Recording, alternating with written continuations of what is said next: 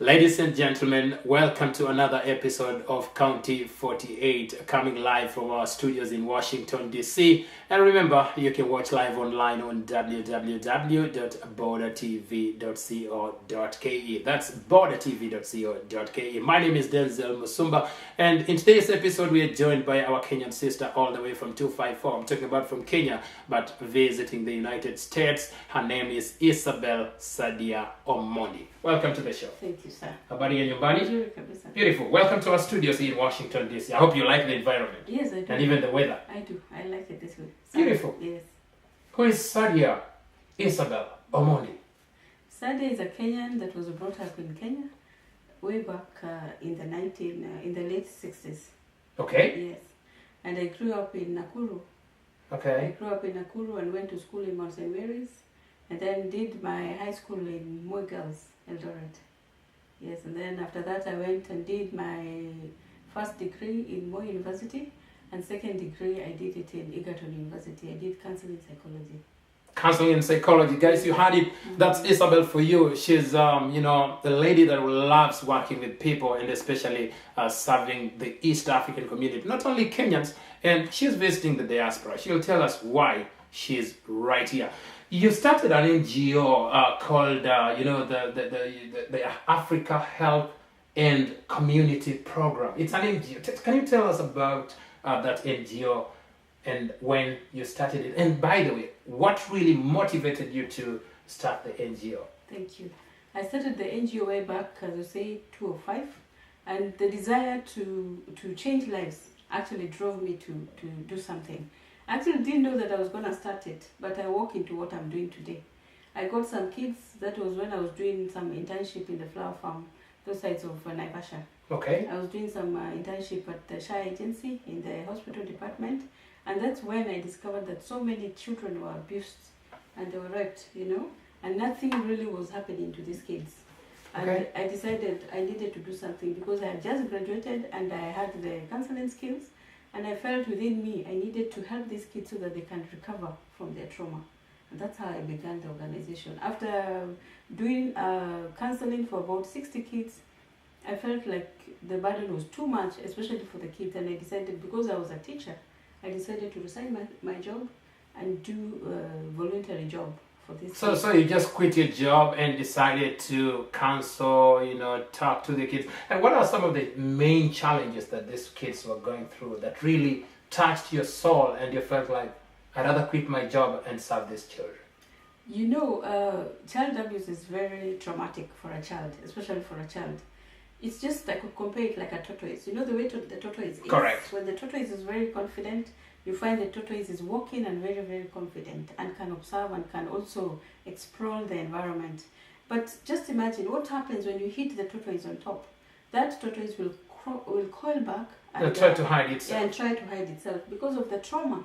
And that's what happens to everyone. Even you, if something happens to you so traumatic, definitely you'll shrink within yourself.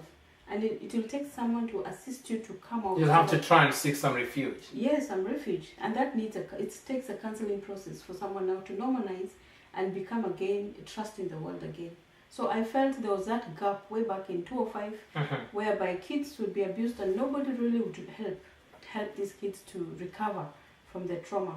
So because the gap was so much, I decided, let me just resign, because I would get actualization, especially when I counsel the kids and I see the kids after some time, they recover and they're happy and they can play again. I felt like, I think I'm called to change lives. I think I'm called to help. I'm not just called to teach in a four-wall classroom. So that's how I began my journey. Beautiful. This is County-48. You're shown Border TV, and we are speaking to Isabel Omondi Sadiya. She's a Kenyan and the founder of the Africa Health and Community Program. And it's not just about counseling the kids and working with them. She also works with women, a lot of projects in terms of education, healthcare, and just many more.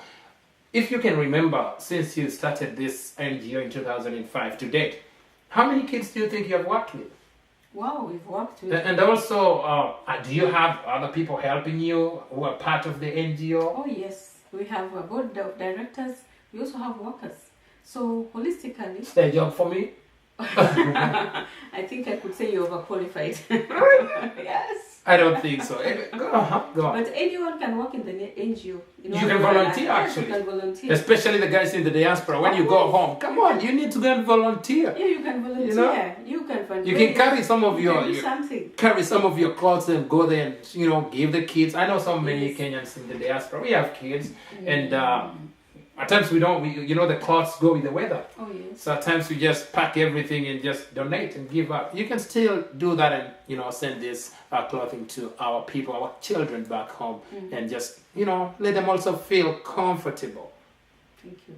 Yes. So we have other programs. You had asked me how many children we have helped. Apart from that, helping the traumatized children, so far we have also health and sanitation. I didn't tell you that... Actually, you need to touch also on all the programs that the NGO is offering. Thank you. I needed to tell you that in 2007, 2008, after the clashes, we actually relocated to Nairobi. Okay. And it took quite some time to come to Nairobi because of I was actually traumatized myself. So by the time I healed, it was up to 2010. And 2010, that's when we began the program in Kibera, Nairobi. Okay. And in Kibera, Nairobi, unlike Naivasha, the programs, especially for the kids, we designed it differently because when you do programs, you try to find what are the gaps in the community that you want to address. So in Kibera, the gaps there was that the children are there, but so many schools are informal. Okay. And these informal setups, they lack materials to read, they lack qualified teachers, and they lack so many basic things. And kids, despite the fact that they go to school, they actually don't do well. So we felt like, let's mitigate that. Let's do a library, a one-stop place where the kids would come read and borrow books for free. Because we felt if we charge these kids to come and study, and they need to eat, what's their priority? So we felt, no. They cannot go to school when they're hungry. Yes, they cannot go to school when they're hungry. So we said, let's begin with a library where they could come, borrow, and then go back to their schools. But we discovered there was this particular group of people, especially the children. But again, Isabel, when you talk about Kibera, we know there are so many NGOs that operate there, but the problem is still there. Every international NGO, they are doing something in Kibera, but the poverty is still there. So many people need help. There's just a lot. Why did you decide to go to Kibera? I decided because that's where my beneficiaries are. And as in there are so many people in Kibera who are doing the same work, maybe, but we do our work differently. But I think everybody has their own part to play. Okay. Yes. And some of us work with our conscience. The thing is that we can only do what we can do to mitigate the issue. So as for the other organizations, I don't know what they're doing. Okay. But our organization, I can say so far, up to date, we have helped over 7,000 children, especially in our health and sanitation. That's a programs. big number. And we're talking about you guys have a library already. Yes, we have a library, and we have an upcoming school. Right now it is in class 1. We have actually taken kids... What's the name of the school? Center of Hope. Center of Hope in Kibera. Yes, and it's actually in the Facebook. Okay. And then guys, you can check it out. That's Center of Hope School. On FB, on Facebook. Yes. Okay. We actually selected kids that are way down below the $1 a day livelihood, and some of these kids were not going to school, and we decided no, because my background was teaching, that we should give them at least a hope. We should give them another leaf in life. So we took these kids and started with the kindergartens. Okay. And so far the big kids, some of them are in class 1. Our aim is to help these kids get the equal opportunity that other kids are getting elsewhere through education. So we have a school, we have teachers, and the kids, what we are saying is that these are our kids, the African way of how we used to say, your kid and my kid, they're our kid, they're our community. That's so it's true. up to us to change their lives. Isabel, just to ask you any other programs that the NGO is actually running, what you guys are doing apart from the education, the healthcare, the mentoring, and also, trying to counsel these kids. Any other project under the NGO? Yes, we have the Women Empowerment Program. We have 2 Women Empowerment Program. One is in Kibera. It's called upepeo, whereby we recycle paper, Okay. and make beads out of them. We make very beautiful beads. We have a market in Sweden, but we are trying to look for market here in the US. How do you make them? We actually roll the papers. We roll the papers in a very systematic way. What kind of paper are you talking about? You know, like the papers that you use, for example, in calendar and also magazines. Okay, Yes. okay. Yeah, like Just something like... the true lemon drums. Okay. Those, yeah. So we use that and we cut it in a specific way and then we roll it and make very beautiful earrings and also necklaces and bangles so that our women can be able to sustain themselves. They get 60%, 40% goes to the center so that it can sustain them. And then the other women in program, that program is called upepeo. Upepeo. And you know where upepeo comes from? It's actually a butterfly. Yes. So by the time the butterfly develops and it becomes independent, that's our vision, that we want our women to actually blossom up and be independent. That's true. Yes, and so that they can contribute, especially in the economy. Why should the man work alone? The lady can also bring something. Nowadays, you know, many women make a lot of money than even we men. Yeah, but they You know that. they should do But that. don't be selfish with your money. Anyway, Isabel Omondi live on County-48, and my name is Denzil Musumba. Thank you so much for watching. We are still on, and again, we still have a lot of stuff to talk about, a lot of projects coming up, and even she's gonna tell us what brought her to the United States of America. Isabel, give us more projects. Yes, we also have the women empowerment program still, but this time in the rural parts of Kenya, especially in Karachuonyo. Okay. Yes, there we have actually 320 women in 15 women's group. We bring these women together and teach them on entrepreneurship. We also teach them how to negotiate their lives so that their health, their health is actually sustained. Okay. We train them on how to do business, assist in the home, and be better mothers in the community. So, and that program is doing very, very good. At least the women are now empowered. They're helping working, themselves. And they're helping themselves. And same time, donating and, from the sales, the money still goes to support the kids. Yes, and then they're also careful. They don't catch HIV AIDS just easily because now they are more enlightened. And they are also in a position to also help the orphans and vulnerable children within their community. So that's a good thing. What about the number of kids so far, as we speak right now, that you're working with at the moment? Yes, we are working with, I said we have managed to reach about 7,000. About 7,000. But in our center, we have 50 kids that we are working with. Those are the kids that we are providing them with education. We are teaching them, but also providing them with a balanced diet. We are also giving them uniforms, and we are also giving them medical care. Those are kids that are living below the $1 a day, but at the same time, they are benefiting from our education. And also, just to take you back a little bit, are these kids orphans, or some of them have their parents, but maybe the parents are not able to take care of them? Most of the kids are orphans, and then some are infected with HIV of the parents, some are from single parents, some are from both, but when they are from both, they're actually very needy. And we certify that we do a rigorous selection process. Okay. We go through the chief, we go through the village elders, we also interview the child, we interview the mother, and we also interview the neighbors. So just to make sure that you have the right kid, you're helping the right person. Isabel, let's get to the big question here. This is now where everybody's like, how do you manage to take care of 7,000 kids? Empower women. Is that money enough?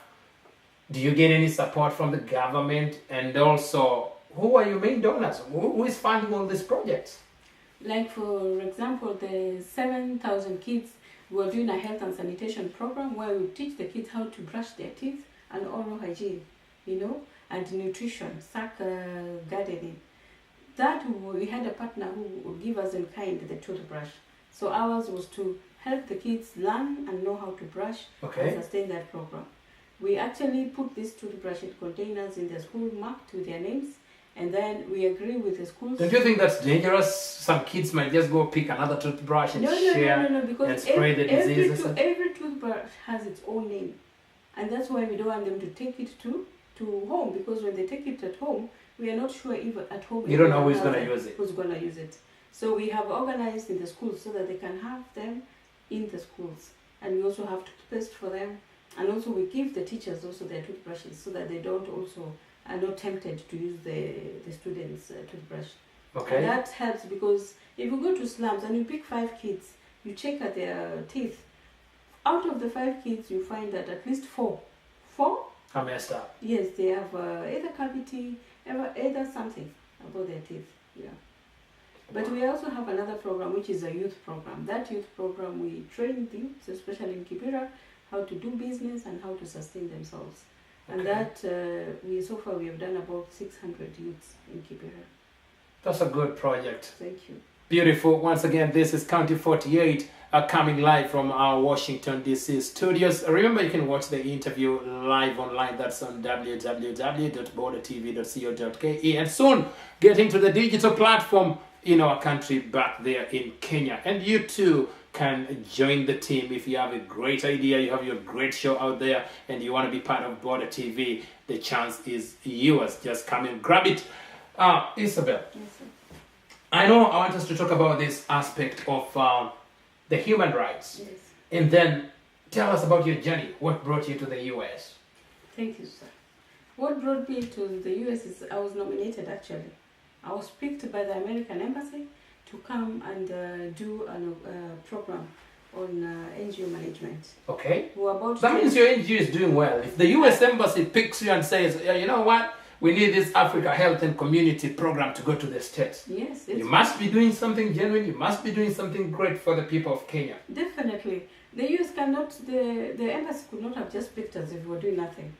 How many of you came from Kenya? How many NGOs?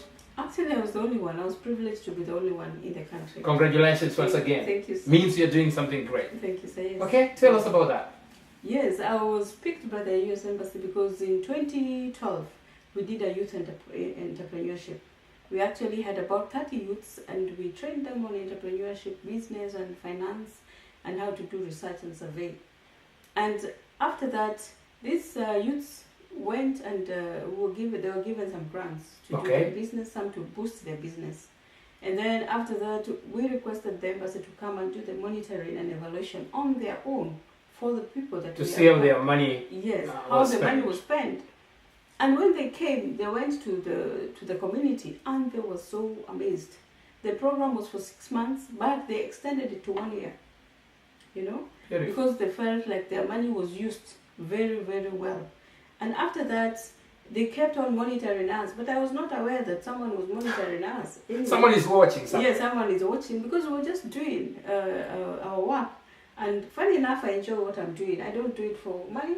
I actually do it to make a change. And when I see change comes up on people, that's where I get my happiness. That's why I feel like, yes, I think I was created to do this. So that's how I was just picked. Even me, I was so surprised when the American Embassy picked me and said, Isabel, I think you're doing a good job. We have nominated you to go to America and train for NGO management. So I've been here for now 2 months. I've visited actually over 7 states. Yeah. Beautiful. What are we doing on these states? Yes, I've visited over 7 states and I've gone through the work. We have seen leaders, especially big NGO leaders who are doing marvelous work. We have learned on the best practices on NGO. And I am different. So you've learned a lot that you're going to try and use back in Kenya to transform and even share with other NGOs, foundations, individuals doing some stuff. Yes, I have learned a lot here, especially on the best practices in NGO management. You know, sometimes, like in our country, people just do things. They might not do it so competently. And that's where the problem is. Because an NGO has to be run very, very accountable. And it has to be transparent so that whatever money that you give, even if you give me $1, you should be sure that your dollar is going to help somewhere. When you say your dollar, you want your dollar to support a child, you should be sure that that dollar is actually helping that child. Correct. And not diverted to something else. So I've learned a lot and I'm very happy. I'm going home tomorrow, but I'm so excited that I'm going back different and a better leader. Beautiful. And what about the government? Are you getting any support from the government? Remember, we have the laptop projects. I don't know if your school is one of those ones that will benefit from these laptops, if really it's going to be implemented. I don't know if there's... And also I want to hear from you about the issue whereby the government actually deregistered some organizations. They're saying that they are part of funding terrorism here and there, some forex bureaus, but especially on the NGOs. Well, what's your comment on that? Well, as for the laptops, I wish now at least the Vice President, Mr. Ruto, can hear that we're here, so that at least he can remember that we have about 50 kids to give us laptops. And that's just 50 laptops. Which is just Even if they get 25 and they share. I would be happy. But still, you can get laptops from the Kenyans living in the diaspora. Yes, What's your message to them? Anybody watching this interview right now? And I know there are many people who have laptops here. They are just dumping them, giving them out. Yes. What's your message? Yeah, we need those things. We need the laptops. But not the ones that are crashed, but the ones that are working. At least something durable, something that can help. Something that you can also use it in your home and you feel like, yes, this is a good thing. What else do you need from these guys? We need to mobilize people so that they can sponsor these kids $1 a day for their education and medication and also for food. So the main campaign is to help the Kenyans to help Kenyans. Okay. Yes. When you mention about helping and donating and all that, do you guys have a website? Yes. And how can people donate? How can people reach you, my dear Isabel? We have a website. It's www.africahcp.wix.com/Kenya. Why we are using Wix is because actually, as you had asked us, how many people fund us? Right now, we don't have real major funders. We only have 10. That's why you're still on the Wix yes, free domain. we're actually on the Wix until maybe God opens another. So I want to declare today, because I do web design, and I want to actually donate a .com domain for you. Wonderful. And I'll cater for the website, build it, maintain it. Thank you, sir. So That's everything will be on our expense, hosting the domain. All you need to do is just make sure that you send us the information, the content, and the job actually begins. Before even you land in 254, I think the website should be up and running. Wonderful. Thank you. I really appreciate it. We'll discuss that once the interview is done. Once again, guys, this is Border TV. We are live from our Washington, D.C. studios. And we are speaking to our Kenyan sister. She's doing a lot with her NGO that was started in the year 2005 and helping our people, not only the youth, but empowering women, the youth, those young children, and giving them an opportunity to seek and even get some education. And her name is Isabel Sadiya Omondi. She's going back to Kenya tomorrow, but at least she has a message for you. Yes. As we end, what's your message to all Kenyans? Living not only in the US, but we're talking about in the diaspora. By the way, our show is called County-48. In Kenya we have 47 counties. Yes. We in the diaspora, it's like we don't have a county, so our county is here in the studio. This is our county, this is our show. Yes. What's your message? My message is that let the Kenyans help the Kenyans too.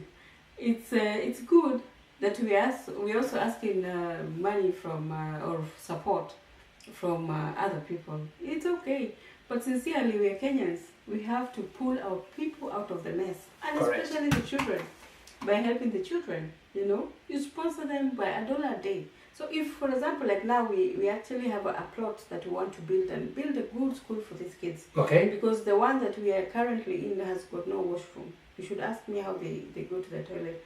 But anyway, what I'm saying is that if every Kenyan can say in the diaspora, I'm giving these kids $1 a day, that can make a great change for us, especially. In Kenya, over here we have what we call Wave.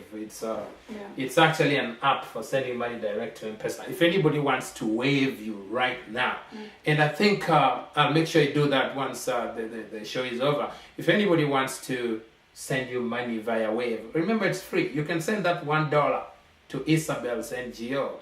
So if anybody wants to send you money using Wave direct to the M-Pesa, you just go to the website, because we have put the Waves link there, and you just wave the money and it comes. What's the phone number? Phone number is 0710 49 20 66. Can you repeat the number again? 0710 49 20 66. And it's registered under who? Who is name? It is registered under me, but it will go to the organization. But when we go home, we can have another number that is going to be for the organization. Yeah. Beautiful. Thank you so much, Isabel. Thank you for joining us, and I hope you enjoyed being with us in our beautiful studio. Thank you so much. Next I really time appreciate for this opportunity. Beautiful. And God continue to bless you. Amen. Thank you so much. Thank you so That's much. Isabel Omondi Sadiya. live on Border TV. And my name is Denzil Musumba, wishing you a lovely evening. Thank you so much. Bye-bye. Thank you for listening, and God bless you. Thank you.